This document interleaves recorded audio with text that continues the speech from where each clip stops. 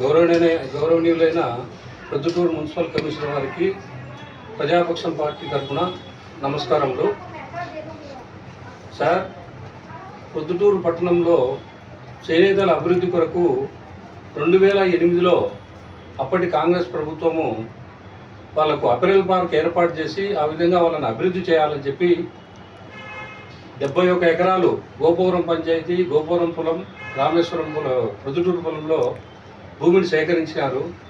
సేకరించిన తర్వాత అదే భూమిలో దాదాపు 2 కోట్ల రూపాయలు ఖర్చు పెట్టి, ప్రజాధనాన్ని ఖర్చు పెట్టి రోడ్డు కూడా వేయడం జరిగింది.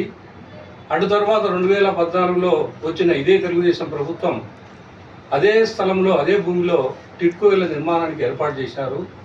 దానికి మీరు ఎట్లా అనుమతులు ఇచ్చినారు? మా మొదటి ప్రశ్న. ఏ విధంగా అనుమతులు ఇచ్చినారు? ఒక పర్పస్, ఒక ఉద్దేశానికి, ఒక బీసీలకు అభివృద్ధి కోసమని భూమిని కేటాయిస్తే అది కూడా రైతుల దగ్గర నుండి 2 లక్షల రూపాయలు తీసుకొని, ఎకరా 2 లక్షల రూపాయలు తీసుకొని భూమిని మీరు తర్వాత ప్రభుత్వం వచ్చిందని చెప్పి నాయకులు ఎన్నో చెప్తా అంటారు. నాయకుల గురించి కాదు, మీరు అధికారులు, ప్రజల సంక్షేమాన్ని కాపాడాల్సిన బాధ్యత మీ మీద ఉంది. సో అటువంటి దానికి ఎట్లా మీరు టిట్కో ఇళ్లకు అనుమతి ఇచ్చినారు? అనుమతి ఇచ్చిన తర్వాత దాదాపు 20 కోట్లు ఖర్చు పెట్టి టిట్కో ఇల్లు కట్టారు. టిట్కో ఇల్లు కట్టిన తర్వాత ఆ తర్వాత వచ్చిన ప్రభుత్వం, వైఎస్ఆర్సీపీ వచ్చిన ప్రభుత్వం, 2019లో వచ్చిన ప్రభుత్వం ఆ టిట్కో ఇళ్లను ధ్వంసం చేసి జగనన్న స్మార్ట్ టౌన్లకు ఏర్పాటు చేసినారు. ఏది 41 ఎకరాలు. ఇవన్నీ ఇట్ ఈస్ రికార్డ్, మా దగ్గర ఉంది రికార్డు. సో జగనన్న ఇళ్లను సెంటు ఎంతకి ఇచ్చారు? 5 లక్షల రూపాయలకు ఫ్లాట్లు వేసినారు. అంటే రైతుల దగ్గర నుండి ఎకరా 2 లక్షలకు తీసుకొని మీరు ఎకరా 5 కోట్లకు వ్యాపారం చేస్తారా? దీనికి ఎట్లా మీరు అధికారులు ఎట్లా అనుమతించారు? ఇది ఎంతవరకు సబబు? ఇది అన్యాయం కదా. ఈ పొద్దు చేనేతలకు అపెరల్ పార్క్ అనే ఒక పథకం అది అటకెక్కింది. అదేవిధంగా రైతులను 2 లక్షలు తీసుకునే రైతులు ఈ పొద్దు రోడ్డు మీద ఉన్నారు. సో అంతిమంగా ఏమిటి ఈ పరిస్థితి? దీనికి ఎందుకు మీరు అధికారులు అనుమతిస్తున్నారు? మీరు రెస్పాన్సిబిలిటీ కదా. నాయకులు 5 ఏళ్ళు ఉంటారు, పోతారు. మరి మీరు 30-35 ఏళ్ళు సర్వీస్ ఉంటారు కదా. మీరు ప్రజాక్షేమం చూడాల్సిన అవసరం లేదా? అది ఒకటి.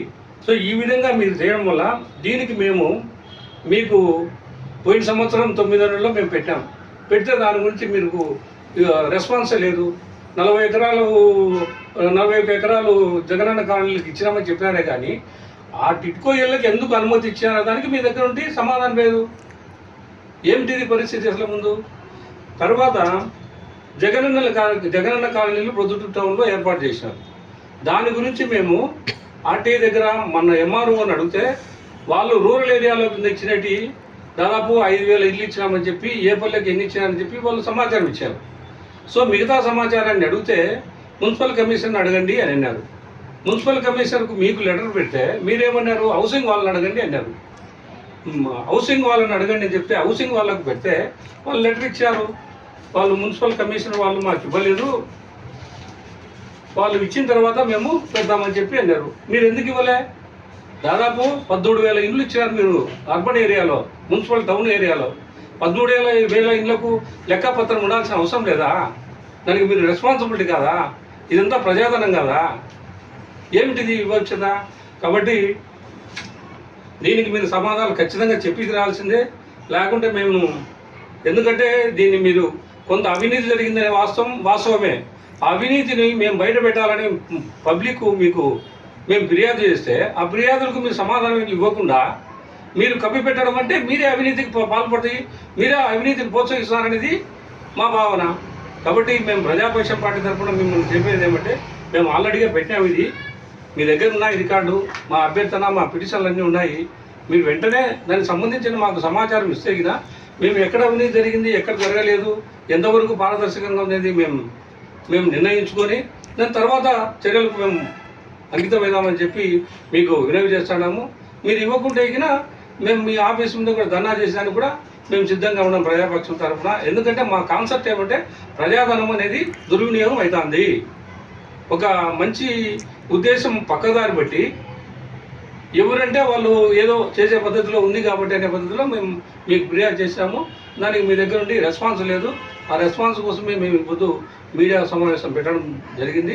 సో రేపు మీకు ఒక వినతి పత్రం కూడా మేము మళ్ళా ఒకసారి ఇవ్వాలని అనుకుంటున్నాము. కాబట్టి మీరు వెంటనే దీనికి సంబంధించిన పూర్తి సమాచారం మాకు ఇవ్వాలని మేము విజ్ఞప్తి చేస్తూ ఉన్నాం.